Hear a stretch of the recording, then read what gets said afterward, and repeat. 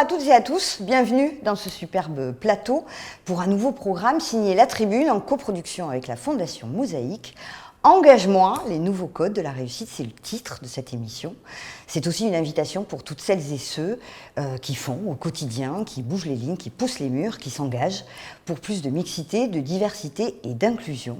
Avec moi tous les mois pour présenter ce programme, un garçon formidable qui est un jeune entrepreneur à qui tout réussit, qui n'hésite pas non plus à partager ses émotions, ses bons plans partout sur les réseaux sociaux. Je vous présente Youssef Koutari. Salut Youssef, comment ça va? Salut Sophie, merci beaucoup pour cette introduction, super bien. Je suis vraiment content d'animer ça avec toi. Alors, tout réussi, en réalité, j'ai raté pas mal de choses, mais on va enchaîner. Mais non. Ah, quand même. On va enchaîner directement avec le programme et la première partie qui sera prise par Saïd Amouche, le président de la Fondation Mosaïque et l'invité spécial que vous verrez tout à l'heure. On enchaînera directement ensuite avec Anthony Babkin, que tout le monde connaît de Diversity Days, avec cette génération talent, cette génération qui fait bouger les choses, et il nous présentera justement un talent, une pépitasse qui a mis en place un projet impact et qui transforme notre société. Directement après ça, on aura Florence Daucher qui, à travers la carte blanche de Visible, est un sujet important parce qu'elle nous présentera une femme inspirante, une femme engagée, en fait une femme qui est devenue un rôle modèle pour nous toutes et tous. Et on terminera à la fin avec Sandrine Charpentier de Mix City qui nous présentera en fait le top 3 des meilleures initiatives, des initiatives qui sont portées par des collectivités, par des organisations, par des entreprises dans le monde économique et qui font bouger les choses. Est-ce qu'on est bon sur ça? On est tout beau et puis tu as tout dit, donc il est temps de lancer la première séquence, c'est la séquence de l'invité. Engage-moi, première.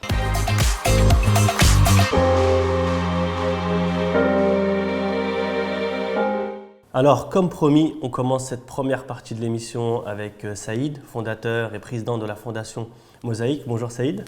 Bonjour Youssef. Comment vas-tu? Très bien, je suis très content d'être avec vous, avec toi Sophie. Magnifique. Donc, avant de rentrer dans le vif du sujet et d'accueillir l'invité spécial, est-ce que tu peux en quelques mots nous présenter ta fondation et le projet incroyable que tu mènes depuis maintenant plusieurs années? Alors, avec plaisir. La fondation en fait, Mosaïque, c'est la continuité d'une expérience qu'on avait portée avec un cabinet de recrutement un peu spécial puisqu'il était spécialisé dans la promotion de la diversité qui s'appelle Mosaïque RH. Et ce cabinet il a toujours été inscrit dans une logique d'aider les entreprises, d'accompagner les entreprises à s'ouvrir davantage sur la diversité en allant détecter des candidats issus des quartiers populaires. Et cette expérience a été une vraie réussite et qui nous a permis petit à petit de créer une formation pour porter en fait nos messages d'une manière beaucoup plus haute, interpeller, mobiliser, sensibiliser. C'est des clés en fait qui permettent de réussir à embarquer davantage d'entreprises, les pouvoirs publics, mais aussi les médias. Et donc, c'est la raison pour laquelle en fait, la Fondation Mosaïque a accepté en fait, de coproduire cette émission tous ensemble. Merci en tout cas pour ça aussi, Saïd. La Tribune est ravie de pouvoir faire cette émission avec la Fondation et avec toi en l'occurrence. C'est l'heure de l'invité, Saïd. Il est temps de nous dire qui tu reçois. On t'écoute. Alors aujourd'hui, on a le bonheur, Sophie, de recevoir Rami Bettier. Bettier, c'est un nom qui inspire probablement la multiculturalité, mais ce dont on va parler aujourd'hui, en fait, c'est de votre fonction. Vous êtes directeur général de l'entreprise Carrefour France. C'est une entreprise qui comporte aujourd'hui plus de 150 000 collaborateurs. C'est une entreprise qui a affiché plus de 49 milliards de chiffre d'affaires en 2022. C'est très impressionnant. Rami, on dit souvent en fait que la performance économique est beaucoup stimulée par la diversité. Est-ce que ça vous parle? Est-ce que c'est quelque chose qui est incarné dans l'entreprise Carrefour? Bien sûr. D'abord, je suis très heureux d'être avec vous aujourd'hui. Merci pour l'invitation. Et oui, naturellement, pour moi, la performance de l'entreprise dépend de son degré de complémentarité et donc de la diversité. Alors, on peut parler de diversité homme-femme, jeune, moins jeune, intelligence de l'école, intelligence de la rue. Donc, toute la diversité d'origine, la diversité de la santé, et donc toutes sortes de diversité apportent un élément complémentaire à la société qui permet à l'entreprise d'y voir plus clair. Pour avoir la vision 360 degrés, il faut qu'on coche un maximum de cases, et je crois foncièrement que chacun de par sa particularité, sa culture, ses origines. On ne parle pas seulement de Français étrangers, on parle vraiment même de régions, de quartiers, d'âge, d'écoles, d'études universitaires ou études plutôt expérimentales. Donc, je crois que la somme des diversités fait les bons résultats. Et c'est prouvé chez Carrefour. Alors concrètement, il y a des bons résultats. Qu'est-ce qui s'est passé là sur le dernier semestre?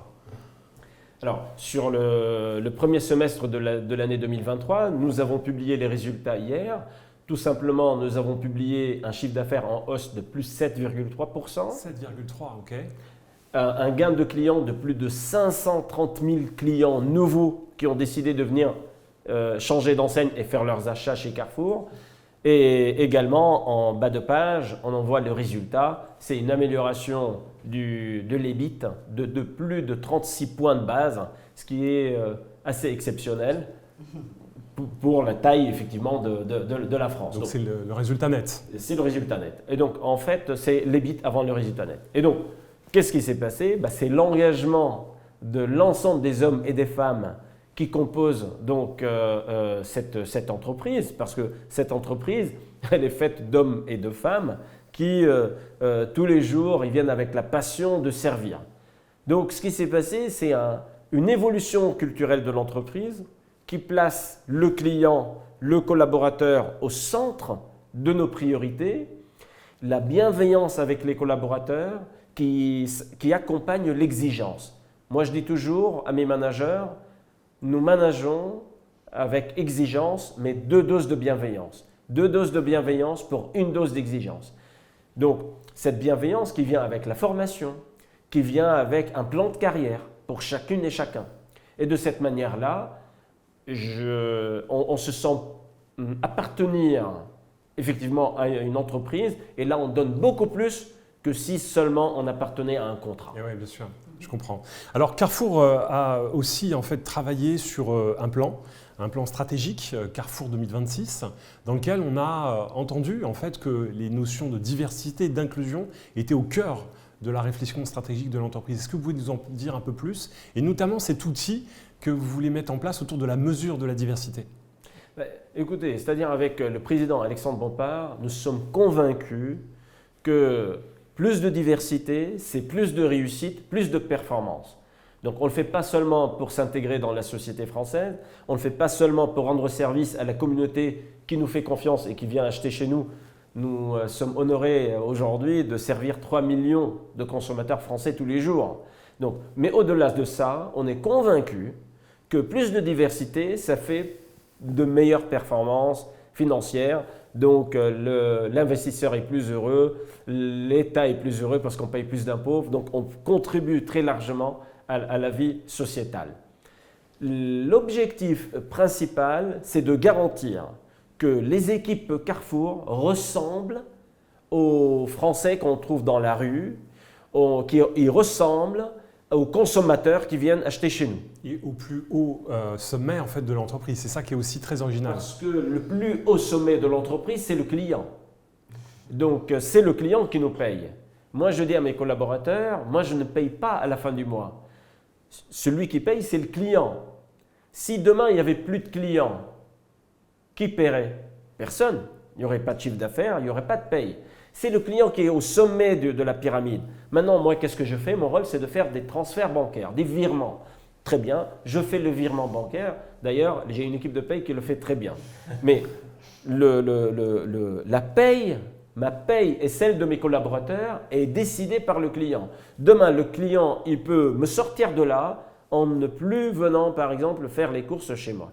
C'est pour cela, avant d'entrer, j'ai demandé aux personnes qui m'ont accueilli, est-ce que vous faites les courses chez nous? Alors, il y a une notion aussi qui est importante aussi à rappeler, c'est que quand on performe économiquement, et parce qu'on a investi aussi dans la diversité, c'est important de faire le rapprochement, c'est aussi la notion derrière de la partage de la valeur. On crée de la valeur, donc on la partage. Comment c'est analysé chez Carrefour, cette notion, avec notamment les collaborateurs? C'est-à-dire, on a un système de participation qui vise à partager 5% des résultats nets avec l'ensemble des salariés.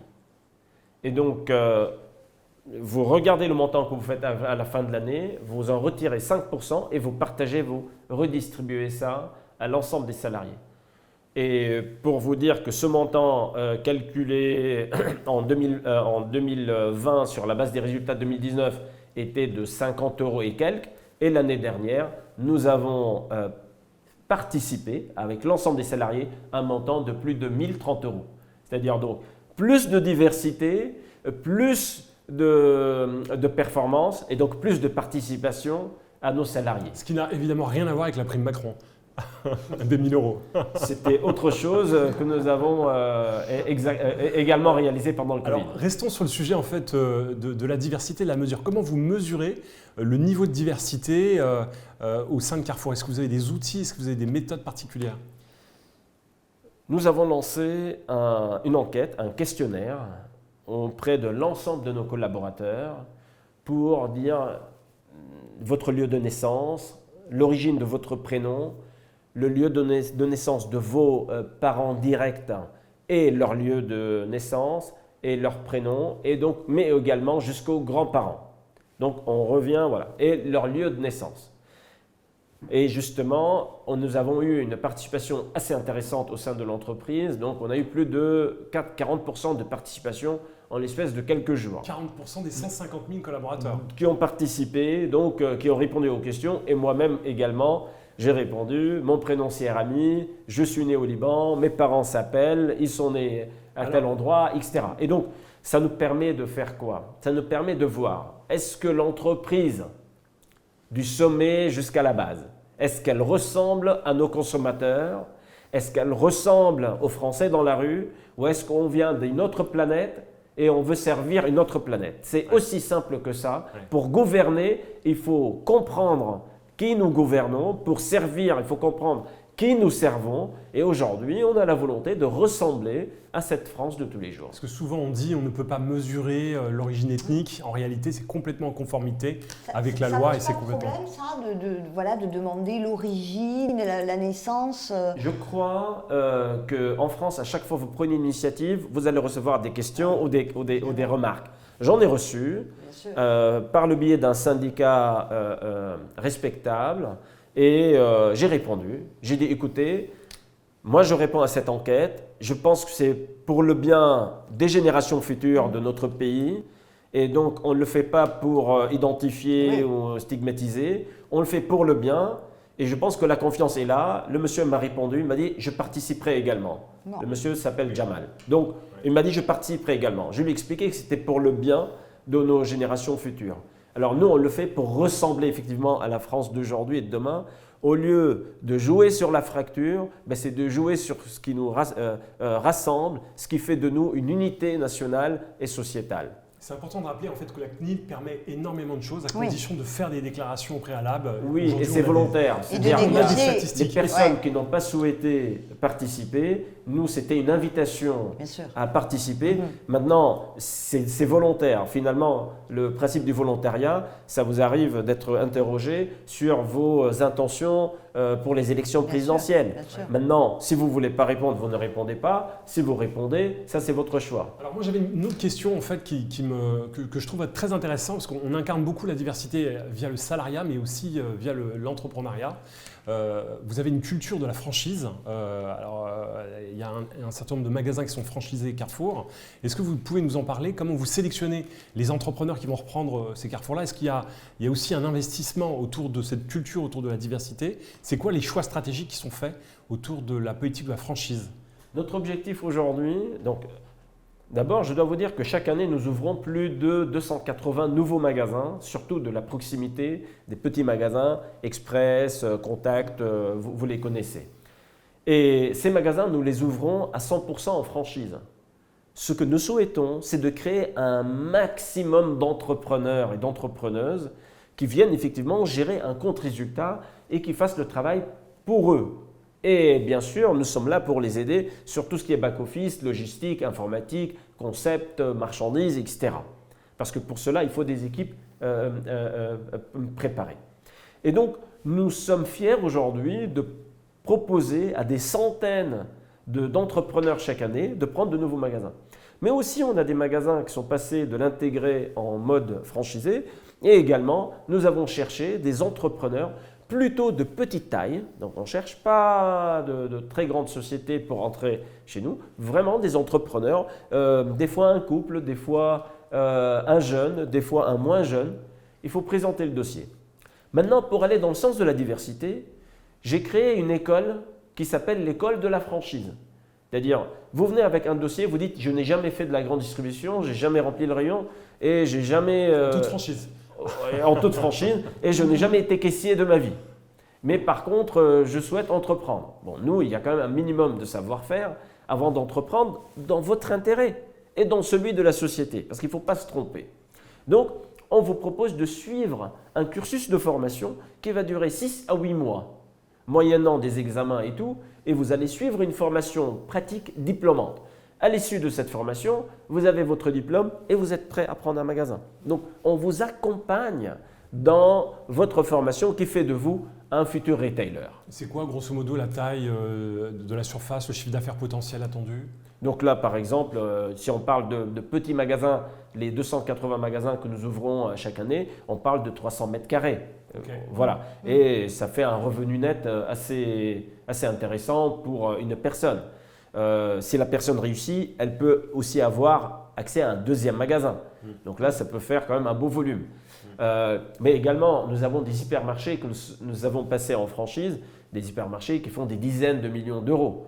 Mais là, par contre, là, on prend des personnes qui ont déjà une expérience des pros aussi dans la grande distribution et aussi chez Carrefour. C'est-à-dire les anciens de Carrefour qui, à un moment donné, décident de donner une nouvelle orientation à leur carrière à partir d'un certain âge, d'un certain niveau hiérarchique, eh bien, ils peuvent demander de prendre une franchise et nous facilitons cette démarche de manière à ce qu'ils restent chez Carrefour et qu'ils rendent à la société ce qu'ils ont appris par la société. Et puis c'est une manière de s'épanouir différemment. Peut-être un mot aussi sur le rachat de Cora et d'autres réseaux de distribution. Qu'est-ce qui s'est passé il y a quelques semaines? Donc nous avons annoncé il y a quelques jours donc, le rachat de l'enseigne Cora.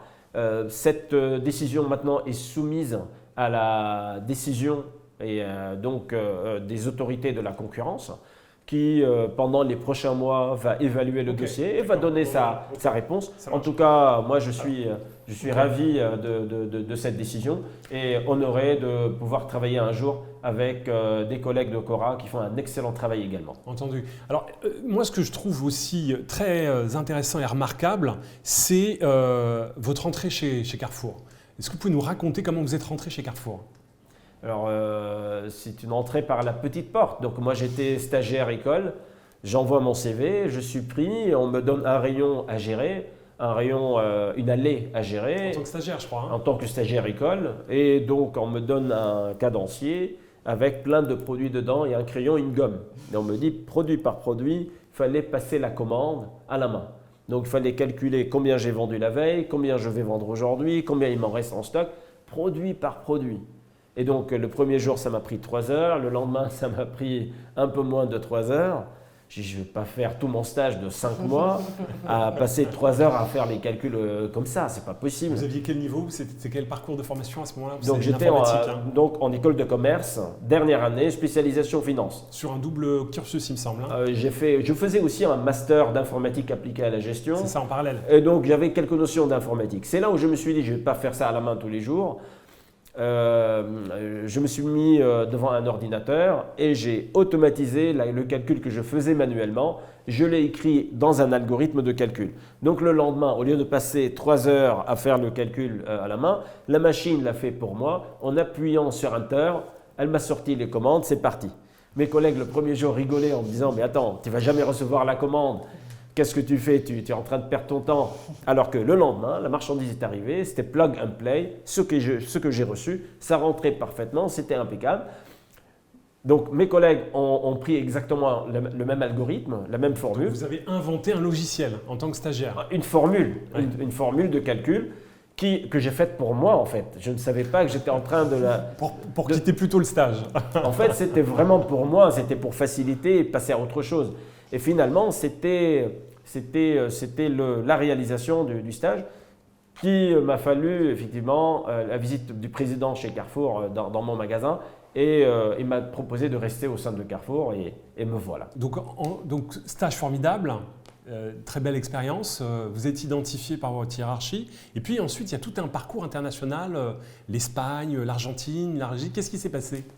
Donc des missions à l'étranger et des patrons de Carrefour qui me connaissaient. Ils m'ont appelé pour réaliser ces missions à l'étranger. Donc je suis parti effectivement avec ma famille en Pologne, en Turquie, avant de prendre la direction générale de Taïwan, l'Argentine, l'Espagne, ce que vous citez, et mon retour en France maintenant depuis plus de 3 ans.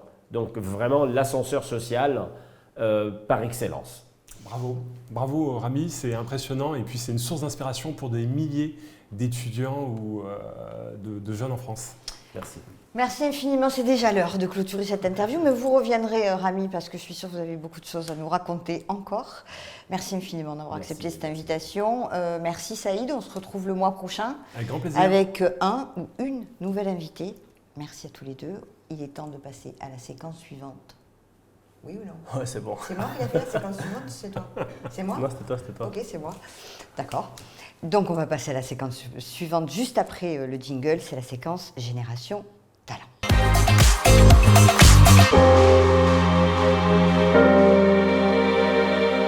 Alors pour cette séquence, Youssef, on va recevoir l'emblématique, le charismatique, le sympathique, Anthony Babkin, qui est coprésident de Diversité, l'association Égalité des chances. Salut Anthony, bonjour. Bienvenue. Salut Sophie, salut Youssef, vous allez bien? Impeccable, regarde. Avec toi. Je vois partout sur LinkedIn. Entre autres. C'est l'homme de LinkedIn qui ose me dire ça. C'est ça, c'est C'est un ça. compliment. Merci. Dis-moi Anthony, tu es là pour nous parler évidemment de ce qui t'anime tous les jours et nous présenter un talent, une pépite. Donc de qui vas-tu nous parler aujourd'hui? Alors déjà, merci à tous les deux de nous laisser cette opportunité en tant qu'associatif de venir présenter des talents. Cette semaine, je suis accompagné de Youssef. Salut Youssef, tu vas bien? Écoutez, si vous allez bien, je vais bien. Ah, parfait. On va très bien. Tout le monde va bien. Et je crois que tu vas vite nous engager parce que dans ce que tu portes aujourd'hui, c'est une solution à impact. Pour te présenter très brièvement, tu t'appelles Youssef. Tu viens du 77, on est voisins, je suis un voisin du 91. D'ailleurs, on s'est rencontrés à Évry-Courcouronnes. Tu as lancé, il y a maintenant quelques années, une IA pour aider des étudiants dans leur parcours du quotidien. Mais tu vas m'en dire un petit peu plus. Mais avant ça, avant de parler de ta solution Adapted, j'avais une première question, c'est peux-tu me dire comment t'es venue l'idée de la création de ta boîte? Eh bien, tout simplement, Anthony, ça débute sur les bancs de l'école. C'est d'ailleurs là où j'ai rencontré mon associé Baptiste, avec qui j'ai cofondé Adapted. Disons que j'étais l'élève au fond de la classe et que lui était celui à l'avant. Donc on avait beaucoup de différences, mais au final, ces différences étaient plus des forces qui nous ont rassemblés très rapidement, puisque justement, en post-bac, on a gardé le contact, on a toujours voulu entreprendre, lui et moi. On s'est rendu compte qu'il y avait ce petit problème-là, du fait qu'on n'avait pas forcément d'opportunités qui s'offraient à nous. Et justement, face à ça, on s'est dit que beaucoup d'étudiants passaient par la même case que nous. Lui qui était bon étudiant et moi non, on vivait les mêmes problèmes. Et donc face à cette problématique-là, on s'est dit qu'on allait lancer Adapted. Bon, c'est un peu de teasing jusqu'à présent. On a parlé en préparant cette interview des singularités. Tu en as fait part, tu n'étais pas le meilleur élève de la classe. Et lui aussi avait des singularités, tu veux nous en parler? Absolument. Mon associé était diagnostiqué HPI, donc haut potentiel intellectuel. Il avait beaucoup de capacités au niveau scolaire, mais pourtant, le rythme, plutôt le moule, je dirais, qui nous était imposé, on n'a pas su y correspondre, lui et moi, aussi bien l'un que l'autre. Je sais que tu pitches ta boîte à merveille et c'est comme ça qu'on t'a repéré avec Diversity Days. Est-ce que tu peux me pitcher Adapted en moins d'1 minute? Avec plaisir, Anthony. Donc Adapted, comment ça se présente? Eh bien, c'est une plateforme en ligne basée sur l'intelligence artificielle qui a pour but de permettre à chaque étudiant d'être accompagné personnellement en fonction de son profil, de ses compétences et pour qu'il évolue à son rythme. D'accord, ça a l'air tout simple comme ça, mais concrètement, si je suis prof ou tout simplement étudiant, qu'est-ce que je retrouve dessus? Eh bien, l'étudiant ou le professeur va déposer le cours sur la plateforme et va pouvoir interagir avec. Donc ça commence par lui poser des questions, le résumer, avoir accès à toutes les notions du cours sous forme de liste. Et ensuite, l'étudiant va pouvoir se tester grâce aux tests auto-générés par l'intelligence artificielle sous forme de QCM, texte à trous et ainsi de suite, encore une fois en fonction du profil de l'étudiant bien évidemment. Et donc suite à ça, il y a la partie aussi notation. Donc en fonction des notes et des résultats obtenus au test, il y aura un suivi pour que l'étudiant puisse itérer et donc répéter pour pallier ses lacunes. Magnifique. On est déjà dans le futur, ça me plaît. Quels sont aujourd'hui les objectifs de ta boîte? Parce que c'est une boîte qui est encore en ce qu'on appelle early stage, en voie de développement. C'est quoi les objectifs que tu t'es fixés avec Adapted? Eh bien, l'objectif principal, c'est de devenir la plateforme référence pour les étudiants. Donc nous, ce que nous voulons, c'est justement que l'étudiant puisse trouver, que ce soit ses cours, ses notes, son emploi du temps, toutes les ressources pédagogiques dont il a besoin. Parce qu'à l'heure actuelle, selon les études qu'on a menées auprès de différents étudiants, différentes écoles, il y a un réel problème de centralisation qui fait perdre beaucoup de temps, beaucoup d'énergie et qui a tendance justement à diminuer l'information.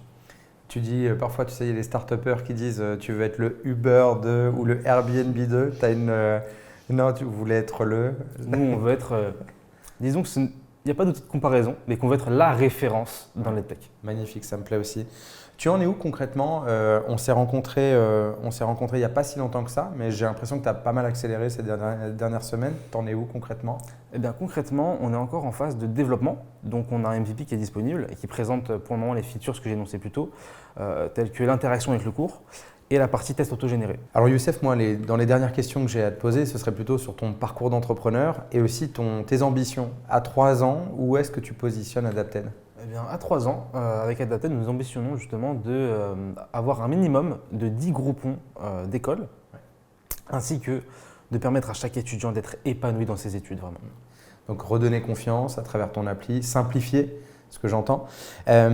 Tu t'es pas fait tout seul, tu le dis souvent, moi je t'ai souvent entendu dire ça. Il y a eu des rencontres, il y a eu celle de Diversity Days, il y a eu celle aussi de Station F, et bravo, tu es rentré dans ce qu'on appelle les Fighters. Donc c'est le programme d'égalité des chances aujourd'hui de Station F. Tu veux nous en parler un petit peu de ces dernières expériences? Avec un gigantesque plaisir. Eh bien, pour commencer, je dirais que Station F, qui était la première expérience d'incubation pour nous quand on a débuté, a été très importante. Dans le sens où, lorsqu'on débute l'entrepreneuriat, on est un peu perdu, on est un peu seul. Et le fait d'avoir accès à une communauté qui est très investie, ainsi qu'il y a des ressources pour se développer, c'est génial au début. Donc ça redonne confiance, ça te permet de trouver du réseau, ça te permet aussi peut-être d'ouvrir un écosystème auquel tu n'avais pas forcément accès. C'est ça qui s'est passé à Station F par exemple? Exactement. Ok. Au début, c'était plutôt compliqué au niveau du développement puisqu'on ne savait pas où on mettait les pieds, on ne savait pas trop comment faire. Et les codes, on les a vraiment obtenus au tout début grâce à Station F. Et j'ai l'impression, donc, pour parler de Diversity Days et de la promo dans laquelle tu étais donc, en début d'année dans le 91, j'ai le sentiment aussi que tu as rencontré, en préparant l'interview, tu me parlais comme une famille. C'est ça aussi dont on a besoin lorsqu'on se lance, lorsque rencontrer des gens qui nous ressemblent et qui peuvent nous apporter de l'aide? Eh bien, la force principale que je tire de Diversity Days, c'est justement le sentiment d'avoir une vraie famille. C'est une famille d'entrepreneurs avec tous des beaux projets, des magnifiques projets qui ont beaucoup d'avenir et chacun se tire vers le haut. C'est une force conséquente. C'est vrai qu'il y a beaucoup d'entraide et c'est ce qui me plaît le plus à chaque fois, de voir chacun qui s'apporte des conseils, des compétences. Bah, ça ne coûte rien l'entraide. Hein. Et c'est peut-être ça finalement le message derrière. Engage-moi.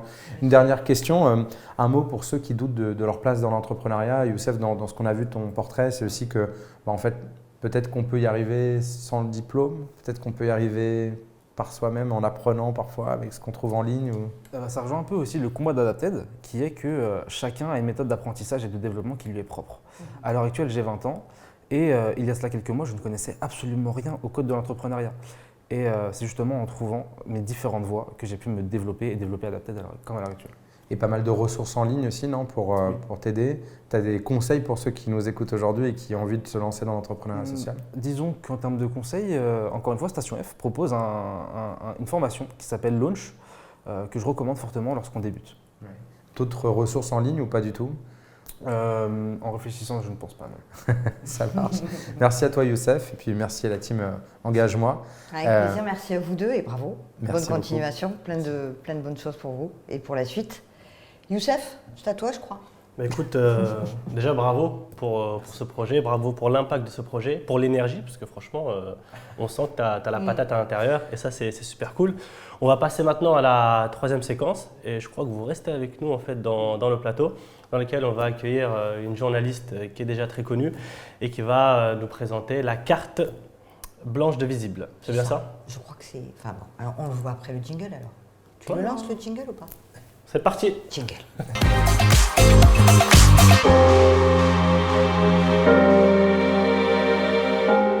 Bonjour et bienvenue chère Florence, merci d'être avec nous tous les mois. Florence, tu es présidente, fondatrice d'ailleurs, d'un média qui s'appelle Visible.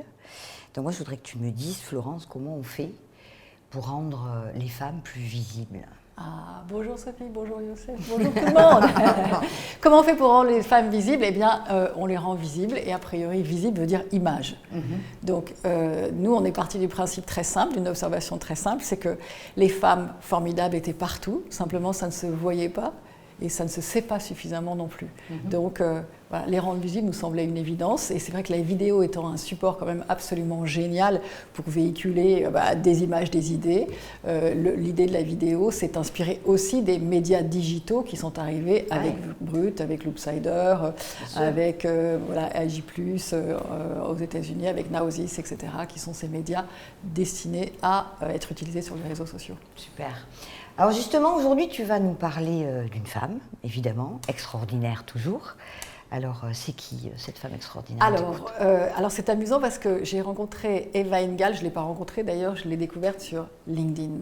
Et puis, j'ai lu 2-3 phrases et je me suis dit, mais c'est absolument génial. Donc LinkedIn, ça permet ça aussi, c'est-à-dire que paf, connexion, etc. Et elle me dit, j'habite à Chambéry. Elle me raconte en 2 mots ce qu'elle fait et elle me dit, mais je ne viens pas à Paris tout le temps. Donc on a attendu 3 mois. Qu'elle vienne à Paris. Et on l'a rencontrée il y a une quinzaine de jours. Et puis il y a une quinzaine de jours, je suis à Vivatech et puis on me demande d'animer la remise du prix Femmes du numérique, donc coup de cœur national du groupe La Poste. Et donc je fais ça. Et qui est lauréate ce jour-là? Mais c'est décidé ce jour-là. C'est Eva Engel. Donc je me dis, voilà, il y a quand même un alignement absolument génial. Alors maintenant, je vais vous parler de ce qu'elle fait, parce que c'est évidemment ça l'objet.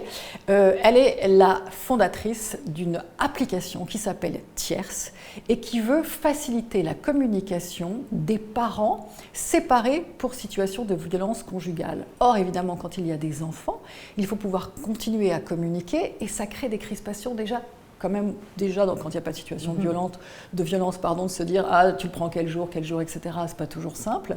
Mais là, quand il y a situation de violence, donc il faut trouver un moyen d'apaiser les échanges. Et donc, ces conversations, lorsqu'il y a un mot un peu violent, eh bien, ce mot est remplacé par des étoiles. Donc, ça baisse quand même le niveau de stress pour celui qui reçoit ou celle qui reçoit. Donc, des étoiles. Néanmoins, pour servir d'outil au cas où ce serait trop violent, l'historique est conservé. C'est-à-dire qu'on peut aussi, dans le cadre d'un dossier judiciaire, eh bien, on peut avoir l'historique de la conversation avec les vrais mots. Et c'est absolument génial parce que, encore une fois, du coup, le degré de tension baisse énormément.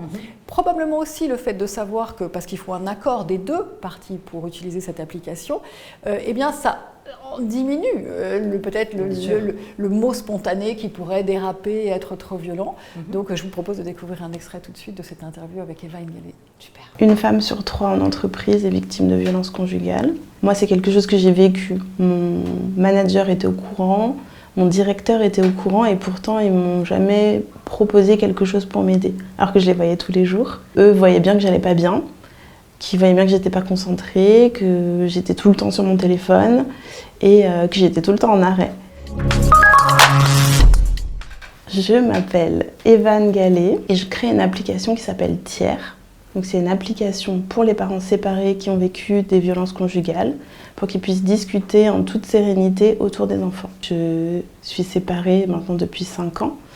Et comme j'ai un enfant avec mon ex-conjoint, on est obligé de rester en contact. Sauf que comme dans beaucoup de cas, il en a profité pour envoyer des insultes, des menaces, des milliers de messages, des milliers d'appels. Moi je dis que l'idée, elle est venue un peu d'un ras-le-bol de cette situation. J'en avais marre de vivre ça et j'avais pas d'autre solution.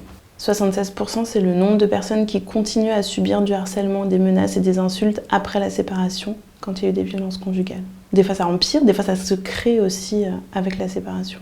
Donc sur le compte Instagram où je raconte mon histoire, c'est le premier post. Du coup après j'ai reçu plein de messages de personnes qui vivent la même chose. Je lis. J'ai le témoignage de Lucas qui a eu une séparation très difficile. Il dit qu'il recevait plus de 50 SMS par jour de la part de son ex-conjointe et un nombre incalculable d'appels. J'ai aussi le témoignage de Laure, qui est maman séparée. Elle dit que la communication avec son ex-conjoint est extrêmement difficile, que quand elle a demandé la garde de son fils, elle a fait face à la colère du papa et qu'elle subit des insultes, des menaces par téléphone quasi quotidiennement. Il y a notamment un filtre pour les mots violents, donc un filtre à insultes et à menaces. Et dès qu'un de ces mots est reconnu, il est automatiquement remplacé par des étoiles. Au début, j'avais pensé à complètement masquer, mais en fait, pour la sécurité, je pense qu'il est nécessaire de les laisser. Parce que si on reçoit dans une journée peut-être 4, 5, 6 mots violents, peut-être qu'il faut prendre certaines dispositions, faire attention, aller porter plainte, se protéger. Quand on veut porter plainte, quand on est d'accord pour aller porter plainte, quand on est prêt, on doit avoir des preuves. Et du coup, si c'est des messages, on doit faire des captures d'écran, tout relire, tout trier. Et ça, c'est hyper difficile à vivre en plus de ce qu'on a déjà vécu. Donc là, il y a un historique qui permet de tout télécharger, d'avoir un document très clair et qu'on peut imprimer ou envoyer par mail à son avocat, à la police. C'était donc Eva N'Galé de l'application Tiers. Ce que je trouve intéressant à travers cette aventure entrepreneuriale, c'est 2 aspects. Déjà, elle-même a subi des violences conjugales, donc elle a identifié un besoin et elle a trouvé une solution. Or, elle n'est pas ingénieure. Donc c'est une femme qui se dirige vers la tech, qui va chercher les compétences donc de codage, de développement, mais c'est pas elle l'ingénieur. Et ça l'a pas du tout arrêtée. Et donc ça veut dire, puisqu'il faut lever les freins aussi des femmes par rapport au sujet, l'immense sujet de la tech et du numérique, c'est que c'est donc un exemple, encore une fois, de personne qui a l'audace, ou pas d'ailleurs, spontanément se dit bien sûr c'est pour moi, c'est un outil pour moi qui va pouvoir répondre à ce besoin que j'ai identifié. Et donc en ça je trouve qu'elle est rôle modèle aussi à ce titre. J'avais envie de mentionner moi une Française pour le coup, Dariata Ndiaye, qui avait aussi développé l'application Appel. Bon, pour le coup elle c'était une geek, donc elle l'a développée, mais en revanche qui répond complètement à la même problématique de comment des femmes, grâce à leur téléphone, vont être peut-être en lien avec les premières personnes qui peuvent les aider. On le voit aussi sur le harcèlement scolaire. Donc il y a une vraie lame de fond aussi sur ces sujets-là. Il y a une lame de fond sur ces sujets. Et ce qui est intéressant aussi, c'est de voir comment la technologie peut apporter des solutions. Parce que là, on voit une des solutions, et si tu viens de parler effectivement de Dariata, mais c'est par exemple sur ce sujet des violences, des algorithmes pourraient détecter la fréquence des mots violents et leur intensité. Ça veut dire qu'on pourrait faire de la prévention en se disant « Ok, là, on arrive à un seuil qui n'est plus tolérable, mais qui est peut-être un seuil de danger réel, de mise en danger, donc il faut agir. » Et je trouve que c'est vraiment des outils absolument formidables. Extra. Merci beaucoup, Florence. Merci. On te retrouve le mois prochain avec une nouvelle carte blanche visible. Merci. Merci. Et on va passer à la prochaine étape. Maintenant avec Sandrine Charpentier de Mixity qui va justement nous présenter le top 3 des initiatives après le jingle. Jingle.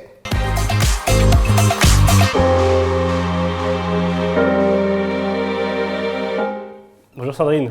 Bonjour à vous, ravi de vous retrouver. Bonjour. Ravi, super, on est très ravis de t'accueillir dans le plateau. Est-ce que tu peux nous présenter Mixity d'abord pour commencer ?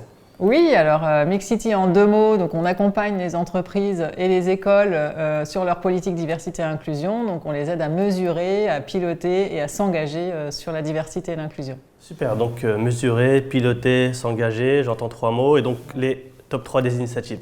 Ben voilà, exact. Donc je vais vous présenter le top 3 des initiatives diversité et inclusion qu'on a sélectionnées pour vous aujourd'hui.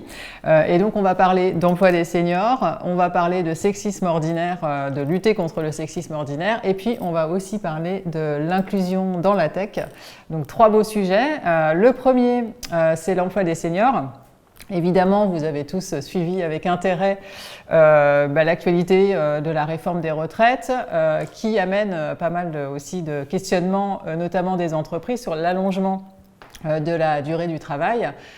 Et puis, il y a eu aussi des projets comme l'index senior qui ont été évoqués. Mais en attendant, les entreprises se posent beaucoup de questions sur comment adresser ces enjeux d'allongement des carrières et puis d'inclusion des seniors dans les entreprises.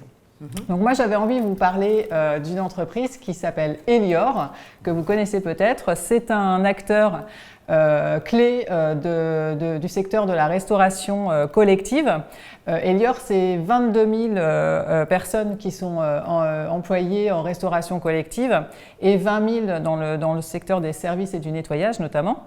Et en fait, ils recrutent énormément, puisque tous les ans, ils recrutent 2500 personnes en CDI. Donc, c'est vraiment une entreprise qui a des démarches de recrutement très importantes. Et parmi ces recrutements, ce qu'on peut noter chez eux, c'est qu'ils ont 30% de ces 2500 recrutements qui concernent des personnes de plus de 45 ans. Ce qui est quand même énorme, parce que nous, dans les entreprises qu'on évalue avec Mixity, la moyenne, c'est 7%. Donc c'est quand même assez important. Donc c'est 30% de plus de 45 ans et 18% de plus de 50 ans.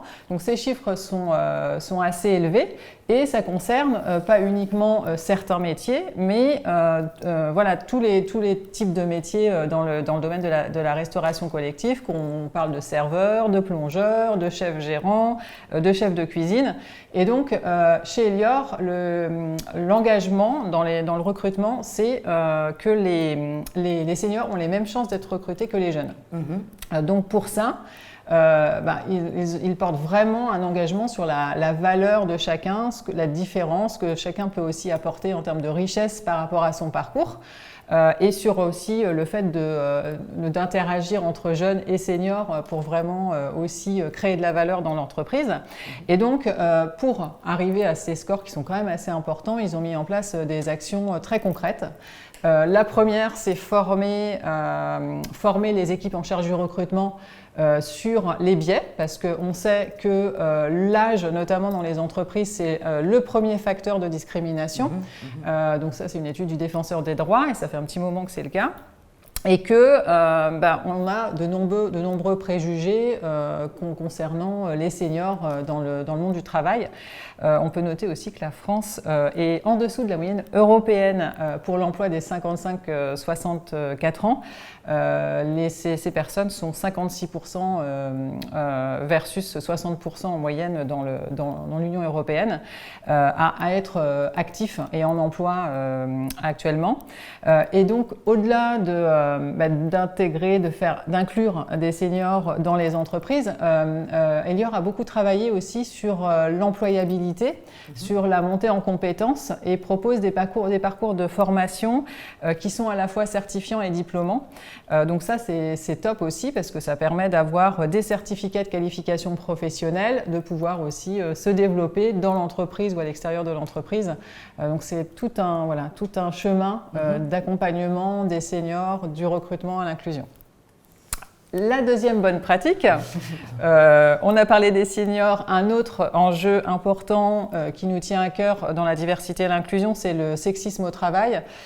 Vous n'êtes pas évidemment sans savoir que c'est toujours et malheureusement une réalité vécue pour un grand nombre d'entre nous.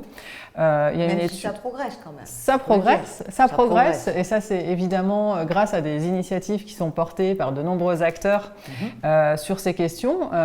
Mais on a une étude qui est assez récente et qui dit que 60% des salariés français déclarent avoir été exposés à au moins un agissement à connotation sexiste ou sexuelle dans le cadre de leur travail au cours des 12 derniers mois.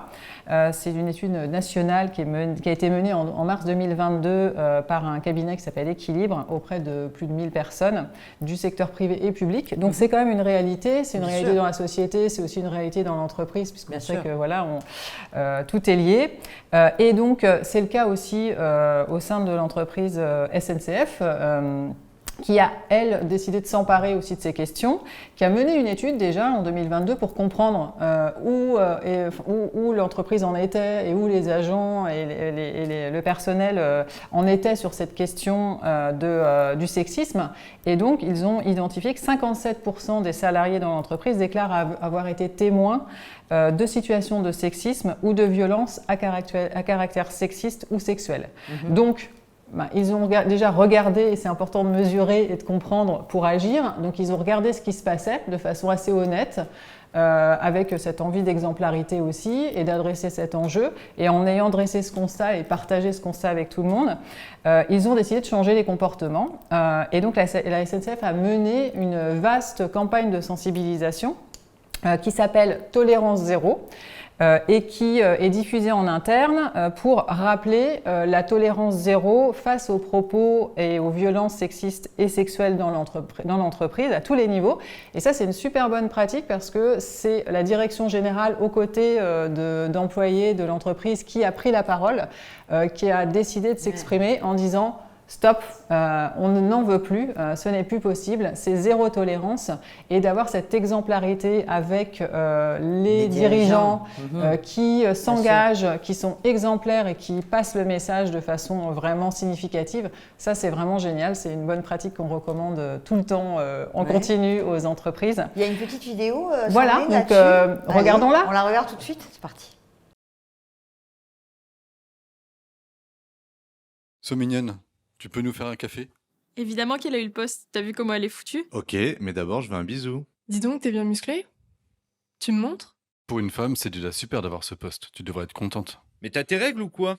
Faut sourire, mademoiselle, c'était juste un compliment. C'est pas pour toi, c'est un truc de mec. Tu sais, je te l'ai déjà dit, on peut voir ça chez moi, on sera plus tranquille. Assume, cocotte, c'est toi qui as choisi de venir dans une équipe de mecs. À mon avis, elle fait pas que des photocopies, elle. Vous voyez ces phrases?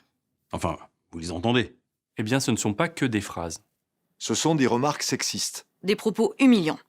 Ces remarques sont inacceptables. Ces comportements-là, on ne doit plus les subir. Du tout. Basta. Fini. Plus jamais. Et notre dernière bonne pratique du jour, donc je suis ravie d'être à côté d'Anthony aujourd'hui pour en parler. Et je voudrais finir par le monde des startups parce qu'on se projette dans l'économie de demain et on dit peut-être que ça va mieux l'inclusion dans l'économie, la nouvelle économie. On aimerait. Mais non. Donc c'est pas aussi inclusif qu'on aimerait que ce soit. Donc on sait que la France regorge de talents et que pourtant beaucoup de talents sont encore invisibles, qui sont discriminés en raison de l'âge, de leur origine, de leur parcours, de leur handicap, de leur orientation sexuelle, identité de genre. C'est une réalité et pourtant on sait que dans le monde de la tech, on recrute beaucoup, on recherche aussi beaucoup de talents. Il y a 80 000 postes à pourvoir dans le monde du numérique. Et donc, il y a même une étude que Diversity Days a menée récemment et qui montre que les startups recrutent à 61% des profils masculins jeunes issus de grandes écoles qui viennent de grandes métropoles et qui n'ont pas de situation de handicap. Et oui. Donc, on a encore des choses à faire pour encourager l'ouverture à des profils et des parcours divers. Et donc, pour apporter une réponse concrète, Diversity Days et la Fondation Mosaïque ont lancé en 2020 un super programme concret qui accompagne les startups qui s'appelle Take Your Place et qui vise à promouvoir la diversité et l'inclusion dans les startups. Donc aujourd'hui, c'est un succès parce qu'il y a déjà 50 entreprises qui sont adhérentes et qui ont rejoint ce programme. Anthony, puisque tu es là, est-ce que tu peux nous en dire plus sur ce programme? C'est le moment où je réponds non. Non, je sais pas. Je sais plus de quoi on parle. Oh. En tout cas, non, c'est génial. S'il y a une lame de fond qui est en train de... Alors là, on voit cette jolie rencontre photo, à Bercy avec Jean-Noël Barrot. L'objectif, il est simple, c'est de se dire comment on fait en sorte que les boîtes prennent véritablement conscience qu'il y a un enjeu qui les dépasse, qui est celui de la manière dont elles recrutent et l'impact qu'elles ont sur la société en termes de croissance. C'est-à-dire, finalement, elles lèvent des fonds, elles sont en hyper-croissance, elles ont une responsabilité qui les dépasse, c'est qui rentre dans leurs entreprises. Moi, je dis souvent, c'est 10% des offres en CDI aujourd'hui qui sont détenues par les startups. Ça va ne faire que grandir. Ces startups sont devenues pour certaines des grands groupes, donc elles ont une responsabilité. En termes de recrutement, de profil type, comment elles recrutent, c'est quoi leur méthode. Donc c'est comme ça aussi qu'on a commencé à travailler avec vous, côté Mixity, pour dire il faut que la première étape, ce soit celle du constat. Qui sont dans nos rangs? Parce qu'on parle souvent des diversités visibles et des diversités invisibles, donc comme le handicap, comme l'orientation. Enfin, c'est pas écrit sur la tête des gens d'où ils viennent, leur quartier, leurs origines sociales, ethniques, culturelles. Donc voilà, il faut d'abord cartographier avec des données dites publiques ou qu'elles sont capables de capter légalement. Donc c'est l'avantage de Mixity. Comme ça, on pose plus, il n'y a plus le débat de mais est-ce qu'on a le droit? Voilà. C'est une empreinte. Toutes les données qui sont récupérées sont légales et ça permet finalement aux décideurs et décideuses économiques dès le départ de se dire bon, au moins je fais un constat, voilà la réalité, voilà une photographie de mon entreprise à un instant T sur ce qu'elle représente sur plein de verticales. L'âge, le genre, l'origine géographique, le handicap, etc. Et donc ça, à partir de là, on commence à construire avec les adhérents du mouvement une véritable feuille de route en les aidant en termes de montée en compétences. Finalement, est-ce qu'ils sont formés aux pratiques non discriminatoires? Est-ce qu'ils savent ce qu'est la diversité et l'inclusion? Ce midi, on avait par exemple un échange sur le recrutement inclusif. On sait très bien qu'aujourd'hui, sur une offre d'emploi, certains mots peuvent exclure certains candidats. J'entends par là parce qu'on a genré une fiche de poste, parce qu'on a indiqué un niveau de diplôme ou une typologie d'école. Et donc, quelqu'un qui a fait la fac va se dire bah, « je n'ai pas fait une école de commerce, donc je n'ai pas le droit d'y postuler ». On va préciser une moyenne d'âge en disant « on cherche jeune talent », j'en sais rien. On ne va pas préciser que le poste est adapté. Donc voilà, c'est tout un tas de choses qu'on fait avec ce mouvement pour faire en sorte que les boîtes passent à l'action et surtout soient pas, moi je parle souvent de jungle des solutions. Il existe plein de solutions intéressantes, mais il en existe quelques-unes qui sont dites coercitives. Et moi je crois que notre but en tant qu'acteur associatif, c'est de faire en sorte que ce soit lisible. Et que le patron ou la patronne qui a envie de se lancer, que ce ne soit pas un parcours du combattant, mais bel et bien quelque chose qui lui permette de conduire une feuille de route et impliquer à la fois des parties prenantes comme le responsable des affaires sociales de l'entreprise, les RH, le patron, la patronne, des membres du COMEX, tous ceux qui ont envie que l'entreprise soit un petit peu plus à l'image de la société. Ouais. Merci infiniment. C'est une belle aventure en tout cas parce que c'est aussi une aventure partagée. On a diversité, on a mixité, on a la Fondation Mosaïque, on a tout le monde. Et nous, on a la chance de vous avoir sur ce plateau et on en est ravis. Merci à tous les deux. Youssef, c'est bientôt la fin de ce programme déjà. Bah, c'est super vite. Ouais, mais c'était chouette. Avant de se quitter, on va peut-être parler des grands rendez-vous de l'actu des acteurs et des actrices qui s'engagent. Un rendez-vous pour commencer qui me tient particulièrement à cœur puisqu'il s'agit du Women for Future by La Tribune. Après le Parc des Princes l'an dernier, nous allons nous retrouver à Toulouse, dans la belle Occitanie. On va recevoir des femmes et des hommes d'ailleurs, venus du monde entier, grâce à la participation au concours de Chiara Corazza, que j'en profite pour saluer parce que je sais qu'elle regarde l'émission. On va donc parler de futur, d'innovation, de la place des femmes dans la tech et dans tous ces métiers du futur justement. Donc c'est un rendez-vous incontournable. On se retrouvera au Capitole et puis au Palais Niel le 18 et le 19 octobre. Notez bien dans votre agenda et puis toujours en direct sur latribune.fr. Pour toute info et même pour vous inscrire, c'est gratuit, profitez-en. Vous allez sur womenforfuture.fr.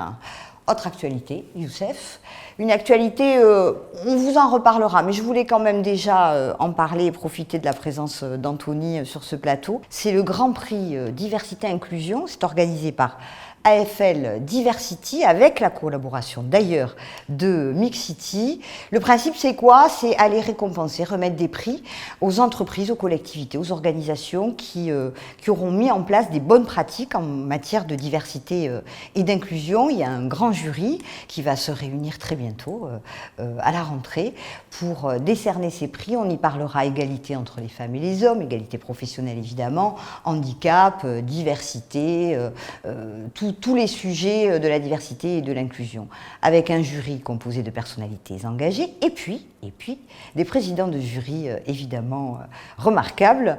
On a Anthony Babkin qui sera accompagné d'Elisabeth Moreno qui, vous le savez, est très engagée sur ces questions. Ça va Anthony, tout se passe bien? Comment ça se passe? C'est en train de... C'est parfait. Ça y est, je suis bien ça accompagné. roule. Elisabeth Moreno, je disais c'est la grande sœur pour rire, mais elle a un peu de bouteille sur ces sujets-là, donc j'ai confiance. Et je crois qu'on s'est donné un gage commun sur ce concours-là, c'est de faire en sorte aussi que ce soit des initiatives qui aient de l'impact sur la vie des collaborateurs. Qu'est-ce qui change véritablement le quotidien sur les questions de lutte contre les discris. C'est bien d'avoir des belles campagnes, marque employeur, etc. Mais je crois que le registre, il faut concret. Voilà, du concret, des chiffres concrets et de l'impact sur la vie des gens. En tout cas, on sera avec vous évidemment le 7 novembre chez TF1. Voilà, on a fait le tour, non Youssef? On a fait le tour. Et bien sûr, la prochaine émission qui va émission, arriver, évidemment. avec des nouveaux talents, des nouvelles initiatives, des nouvelles femmes. Et puis toujours les mêmes chroniqueurs que nous avons la chance de recevoir chaque mois sur ce plateau.